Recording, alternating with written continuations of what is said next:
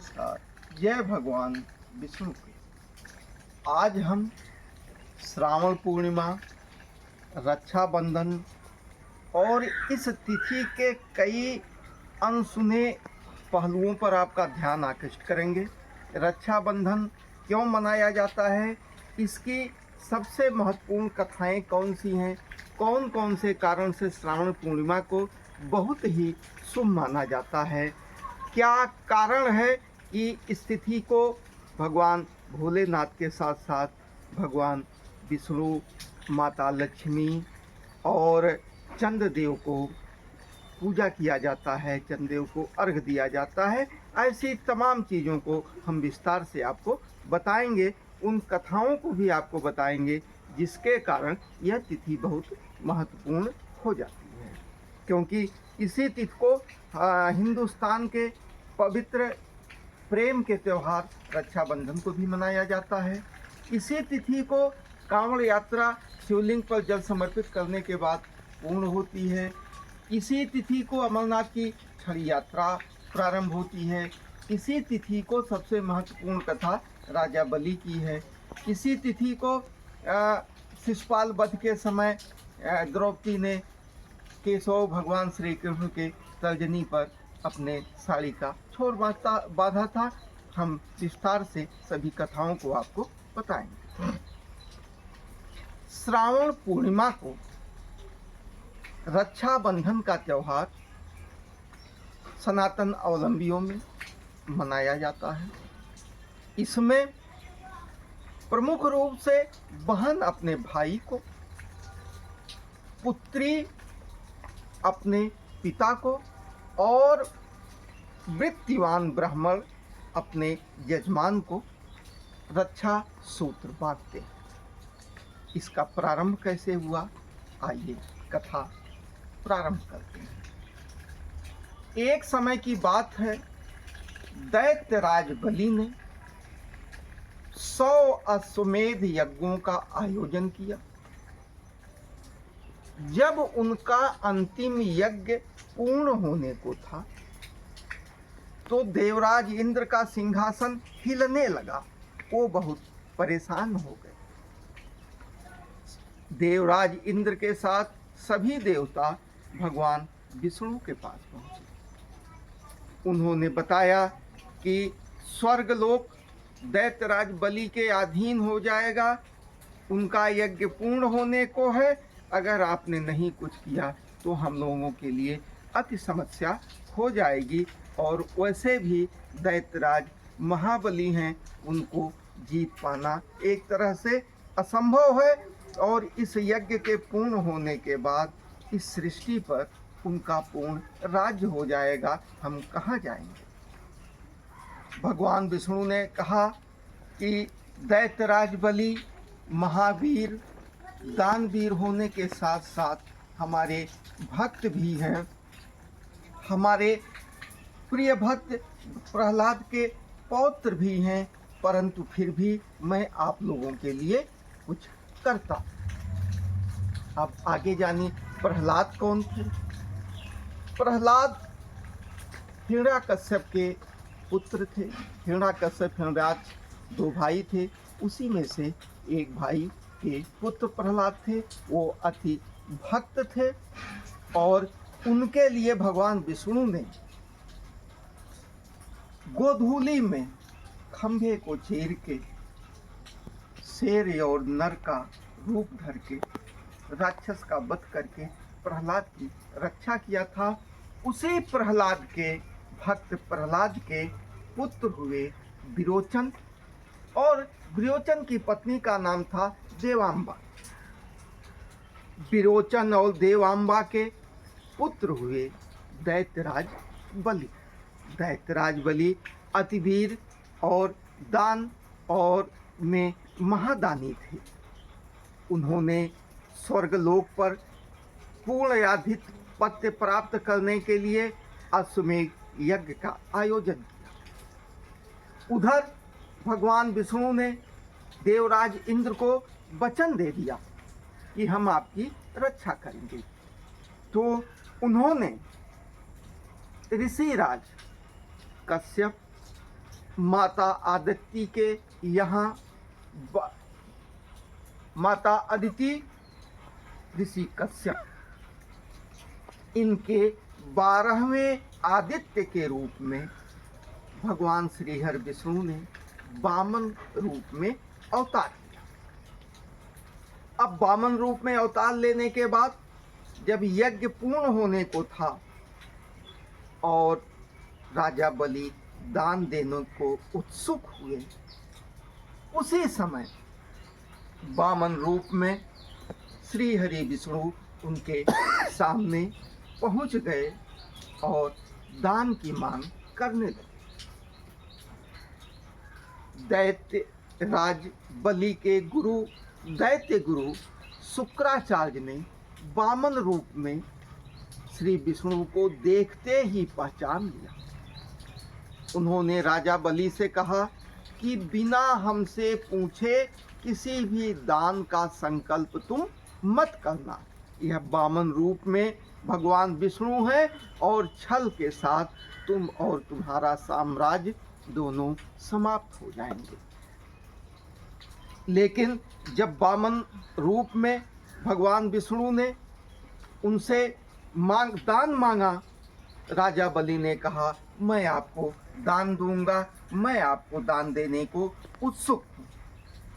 बताया जाता है पुराणों में, संकल्प लेने के जब राजा बलि उत्सुक हुए, उसी समय दैत्य गुरु शुक्राचार्य जाके पात्र में बैठ गए और उन्होंने पूर्ण प्रयास किया कि राजा बलि को दान देने से रोक दिया जाए।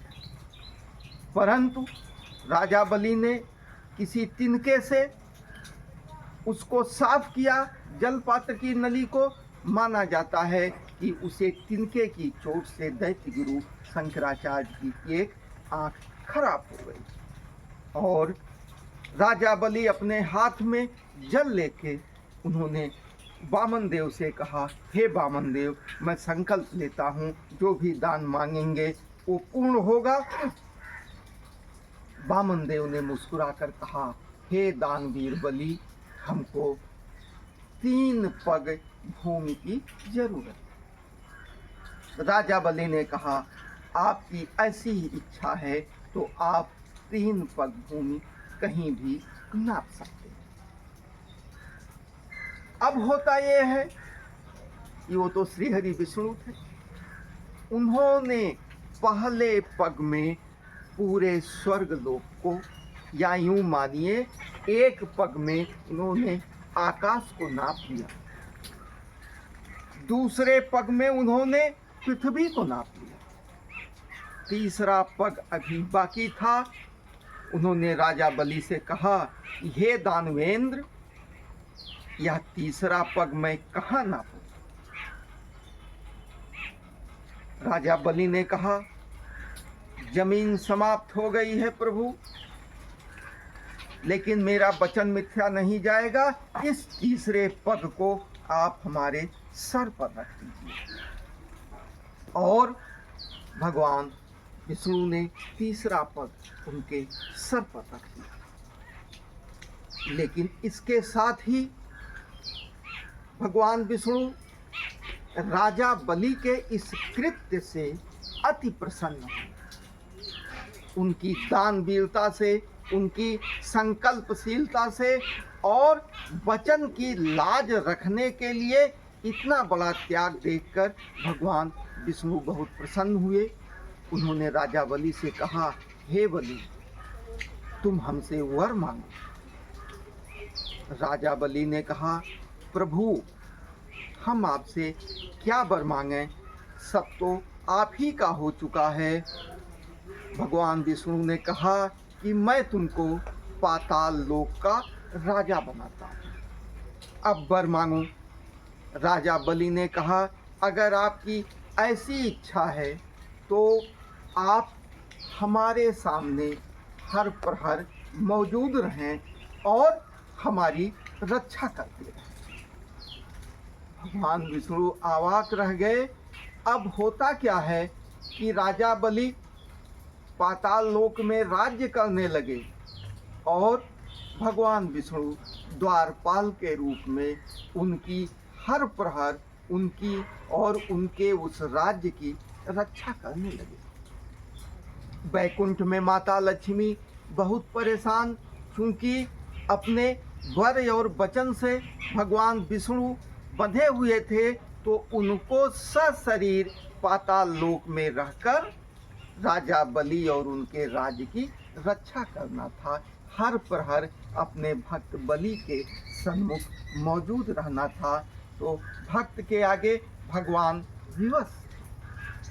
अब बैकुंठ में खलबली मची, माता लक्ष्मी बहुत परेशान हुई, भगवान विष्णु अपने वचनों से बंधे हुए थे। अब क्या होता यह है, माता लक्ष्मी एक ब्राह्मणी के रूप में राजा बलि के दरबार में आती हैं और कहती हैं, हे दानवेंद्र राजा बलि, मैं आपको अपना भाई बनाना चाहता हूँ।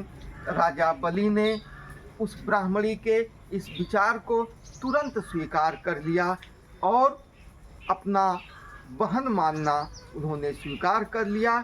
और उसी समय उस ब्राह्मणी ने एक रक्षा सूत्र अपने भाई बलि के हाथों में बांध दिया। अब राजा बलि ने प्रसन्न होकर कहा, हे बहन, तुम क्या चाहती हो? हे बहन, हम तुम्हारे लिए क्या कर दें, क्या उपहार दें? बहन ने कहा, जो आपको अति प्रिय वस्तु हो वही हमको दे दीजिए। राजा बलि ने कहा कि हमको तो अति प्रिय हमारा यह प्रहरी है, तुम हमारी जान ले लो, परंतु मेरे प्रहरी को मत मांगो। माता लक्ष्मी ब्राह्मणी के वेश से अपने पूर्ण स्वरूप माता लक्ष्मी के रूप में आ गईं। उन्होंने कहा, हे दानवेंद्र, हे राजा बलि, अब आप मेरे भाई बन चुके हैं और आपका प्रहरी हमारे पति वैकुंठनाथ भगवान श्री हरि विष्णु हैं। अब इनको गृहस्थ जीवन के भी कुछ दायित्वों को पूर्ण करना होता है। ये यहाँ रहेंगे तो कैसे वैकुंठ का सृष्टि का कार्य चलेगा, हम इनके समीप कैसे रह पाएंगे? तो राजा बलि ने कहा, ठीक है, हम इनको अपने वर से मुक्त करते हैं, ये स्वतंत्र हैं, परंतु अब आप लोग हमारे बहन और बहनोई हो गए हैं, तो कुछ दिन हमारे राज्य प्रसाद में निवास करिए। तो इसी श्रावण पूर्णिमा से धनतेरस के दिन तक भगवान विष्णु, माता लक्ष्मी दोनों लोग राजा बलि के राज्य प्रसाद में निवास किए। उसके बाद पुनः अपने लोक में आ गए। तो चूंकि यह दिन श्रावण पूर्णिमा था, तो इसी दिन से बहनें अपने भाई को रक्षा सूत्र बांध के सुरक्षा, संरक्षण और प्रेम का वचन मानती हैं। ये कहानी थी राजा बलि और भगवान विष्णु और माता लक्ष्मी के रक्षाबंधन त्यौहार से संबंध में। इसी के साथ शिशुपाल वध के दौरान अपने चक्र से जब भगवान कृष्ण ने शिशुपाल के दुर्वचनों से आहत होकर उसका वध कर दिया था, उसी समय चक्र से उनकी तर्जनी अंगुली कट गई थी, उससे खून निकल रहा था। द्रौपदी ने तुरंत अपने साड़ी के पल्लू को फाड़कर तुरंत वहाँ बांध दिया था। भगवान कृष्ण इससे प्रसन्न हुए थे। एक बहन ने अपने भाई के हाथ में वह धागा लपेट दिया था, वह कपड़े का सूत्र लपेट दिया था, उनका खून रिस गया था। कालांतर में जब द्रौपदी का चीर्ण हरण हुआ था, उस समय उसी कर्ज को भगवान ने लौटाया था। श्रावण पूर्णिमा का दिन था, इस कारण भी रक्षाबंधन के त्योहार को वहाँ से माना जाता है। श्रावण पूर्णिमा के दिन ही अमरनाथ की छड़ी यात्रा शुरू होती है। श्रावण पूर्णिमा के दिन भगवान भोलेनाथ पर जो कांवड़ यात्रा के लोग होते हैं शिवलिंग पर जल चढ़ा के अपनी यात्रा को पूर्ण करते हैं। इस बार श्रावण पूर्णिमा 9 अगस्त को है। 9 अगस्त 2025 को रक्षाबंधन का त्यौहार मनाया जाएगा। यह त्यौहार श्रावण पूर्णिमा की उदया तिथि में ही मनाया जाता है। 8 अगस्त को 2:12 पर पूर्णिमा तिथि का प्रारंभ हो जा रहा है। पूर्णिमा तिथि 9 अगस्त को दोपहर में 1:24 तक है। रक्षाबंधन के लिए समय का चयन करने में हम लोगों को सलाह देंगे। ऐसे तो आप सुबह 6 बजे से 1 बजे के बीच में आप रक्षाबंधन का पर्व मना सकते हैं। फिर भी उसमें मैं आपको अभिजीत मुहूर्त जो 12 बजे से 12:50 तक 53 तक है, तो हम अगर आपके पास समय और तैयारी है, सारी व्यवस्थाएं हैं, तो रक्षाबंधन आप 9 अगस्त को 12 बजे से लेकर 12:50 के बीच में बधवाइए। बहुत ही शुभ मुहूर्त किया है। इसी के साथ रक्षाबंधन का जो मंत्र है, उस मंत्र को अगर रक्षाबंधन बांधते समय प्रयोग किया जाए तो उसके भी बहुत पूर्ण लाभ मिलते हैं। मंत्र है, एने बद्धो बलि राजा दानवेंद्रो महाबली तेने त्वामपि बंधनामि रक्षे माचल मातु। इस मंत्र के प्रयोग के साथ अगर आप रक्षा सूत्र बंधवाते हैं तो भगवान विष्णु बहुत ही प्रसन्न होते हैं। ये तमाम चीज़ें हैं। दक्षिण भारत में राजा बलि का साम्राज्य था। आज भी महाबलीपुरम के नाम से वो जगह मौजूद है जो राजा बलि की राजधानी थी। दक्षिण भारत में कई त्योहार इस तिथि को मनाए जाते हैं, उनके आधार राजा बलि ही हैं। तो ये सारी कहानियाँ रक्षाबंधन की थीं। आप सभी को रक्षाबंधन की शुभकामनाएं। अगर आपको हमारी ये कहानी अच्छी लगी हो तो आप हमारे चैनल को सब्सक्राइब करिए। ज्योतिष से संबंधित और पौराणिक कहानियों से संबंधित इस चैनल में हम लगातार आपको नई नई जानकारियाँ देते रहेंगे। आप इस वीडियो को अपने शुभचिंतकों में भी शेयर कर सकते हैं। तो आप सभी को पुनः रक्षाबंधन की बहुत बहुत शुभकामनाएं। जय भगवान विष्णु।